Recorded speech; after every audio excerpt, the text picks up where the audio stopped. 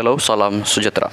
Terima kasih kerana anda masih terus setia berada di dalam channel Elvino YesTV. Jangan lupa untuk tekan butang subscribe, like video ini supaya anda tidak ketinggalan dengan semua perkongsian berita yang saya akan kongsikan di dalam channel ini. Untuk perkongsian berita hari ini dipetik daripada berita harian BH Online. Ahli Parlimen bekas Perdana Menteri perlu akur titah agung. Penegasan yang di Pertuan Agong Sultan Ibrahim yang menitahkan semua pihak menghormati pembentukan kerajaan perpaduan sebagai parti mentadbir negara ketika ini adalah satu isyarat jelas dan jitu khususnya kepada pembangkang supaya berhenti main politik atau menggerakkan usaha bagi menggulingkan kerajaan.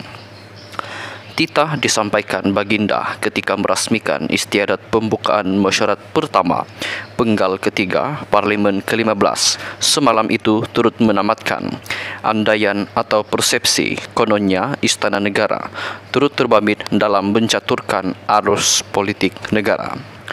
Apa yang ditegaskan Sultan Ibrahim sebagai ketua utama negara bagi persekutuan juga memenuhi prinsip raja berperlembagaan dan demokrasi berparlimen yang penting untuk mengekalkan kestabilan politik dan amalan demokrasi Malaysia.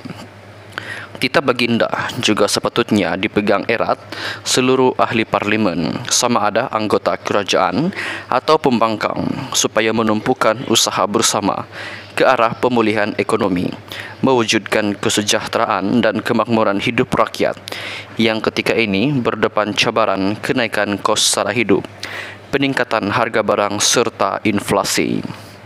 Dalam tempoh kira-kira 4 tahun sebelum pilihan raya umum ke-16 periode ke-16 diadakan, ahli parlimen dan pemimpin pembangkang termasuk bekas Perdana Menteri sebaiknya memainkan peranan lebih positif bagi mengukuhkan kembali asas negara yang ketika ini berdepan cabaran ekonomi global dan domestik, terutama kejatuhan nilai ringgit.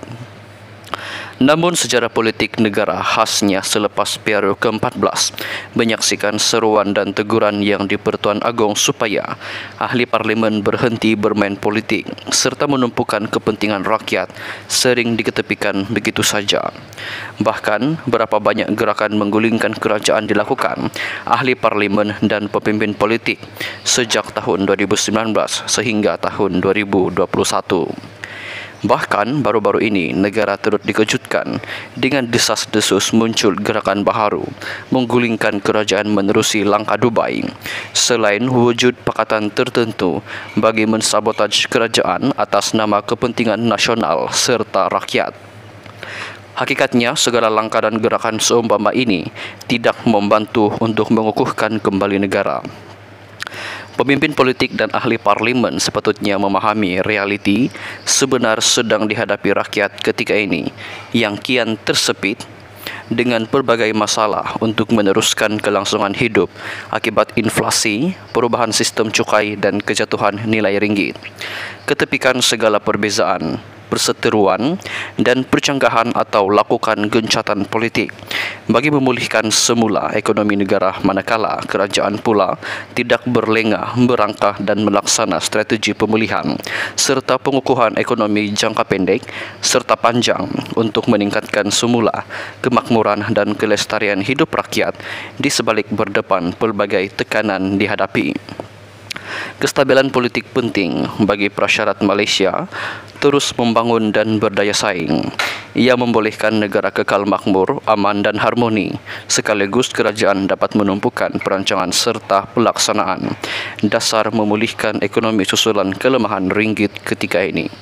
Sekian sahaja dulu perkongsian berita untuk hari ini. Terjumpa di perkongsian berita yang seterusnya. Bye-bye.